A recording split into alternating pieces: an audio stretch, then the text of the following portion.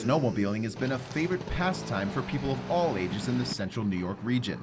Chris Zelenka has been riding his snowmobile for the last 40 years and still can't get enough. Just so happens I have winters off and everybody's like, go to Florida, play golf, go to Florida, play golf, and all I want to do is get away and go bury myself in the deepest amount of snow I can find.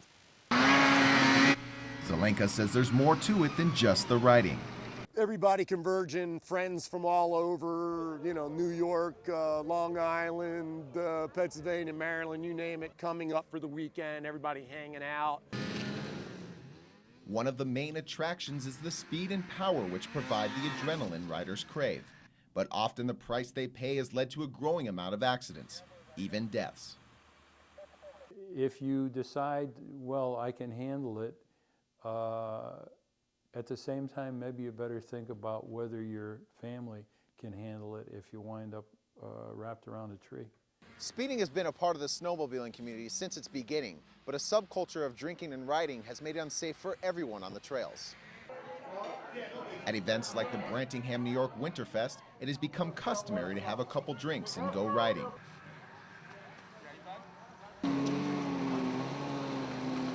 It is such an issue, Lewis County Deputy Sheriff Michael Leviker says they are taking every precaution. We set up roadblocks at night, like sobriety check roadblocks. We set them up at night, and check, make the people take off their helmets, and so we can detect any alcohol, on their breath and see how their speech is. But when asked if the police check riders when they leave the bar? No, we don't do that. We probably wouldn't be very welcome back in the area. So it's up to families to try and keep the trails safe. The main thing is people, riding too fast, and then unfortunately you'll get people combining it with drinking, and so it's always a concern. Over the last 5 years, 1 out of every 4 snowmobile accidents in the state have been alcohol related. And of the 14 fatalities last year, police say 7 of them were because of drinking and riding.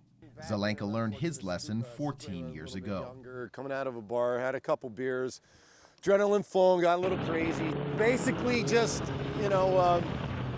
couldn't see a stop sign and what was ahead of me and crashed and T-boned in an intersection, flew 45, 50 feet.